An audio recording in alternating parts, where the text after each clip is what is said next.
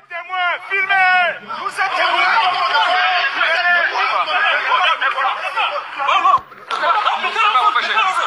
Vous pouvez pas m'empêcher.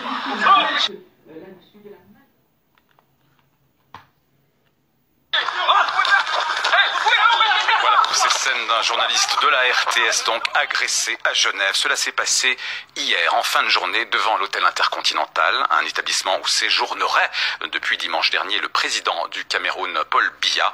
C'est là que s'est rassemblé une dizaine d'opposants à son régime pour manifester. Adrien Krause, bonsoir.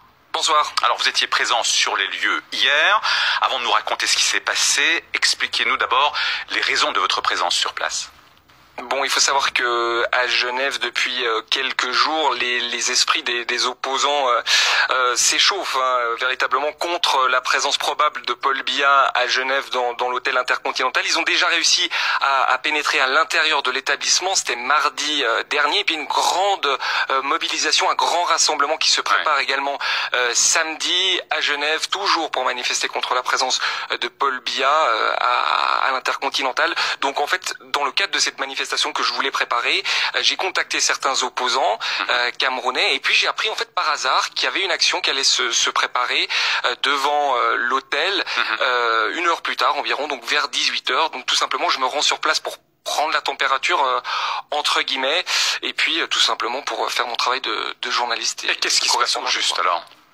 Alors je rencontre les manifestants sur place qui protestent d'abord sur le trottoir qui se trouve qui jouxte en fait l'hôtel sur la voie publique, et puis très vite il y a une dizaine d'hommes qui sortent sur le parvis de l'hôtel, qui s'approchent de nous. Alors je peux pas affirmer qu'il s'agissait véritablement du service de sécurité du président Biya, mais enfin ils étaient très probablement camerounais avec des carrures de garde du corps véritablement.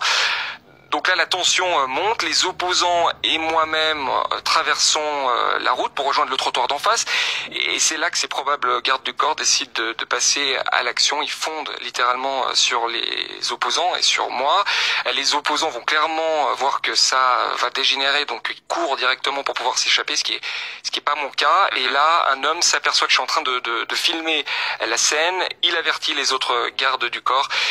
Et c'est là qu'ils se mettent tous sur moi, donc une dizaine de personnes environ. Je suis molesté, je suis immobilisé, on s'agrippe à mes habits, on arrache mon sac qui contient la majeure partie du matériel, de mon matériel professionnel.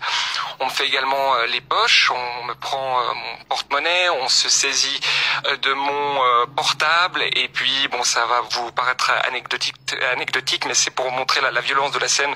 On prend également mes lunettes de soleil et puis on les écrase au sol.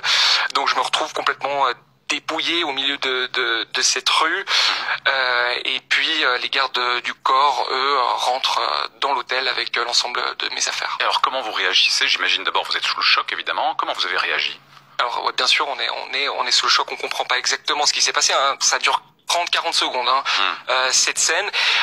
Faut savoir qu'il y avait 2 agents de police qui étaient présents sur place. Ce sont des agents de sécurité publique. C'est une police qui surveille en fait principalement les lieux dits diplomatiques. Police genevoise donc, hein. Police genevoise, effectivement, police armée également. Donc mon premier réflexe c'est d'aller vers eux pour leur demander pourquoi ils ne se sont pas interposés dans cette scène, et puis ils me répondent voilà qu'ils étaient 2, eux étaient une dizaine, et que voilà, ils n'ont pas pu tout simplement intervenir. Donc par la suite j'appelle ma rédaction, des renforts policiers arrivent sur place, et puis finalement un négociateur est dépêché.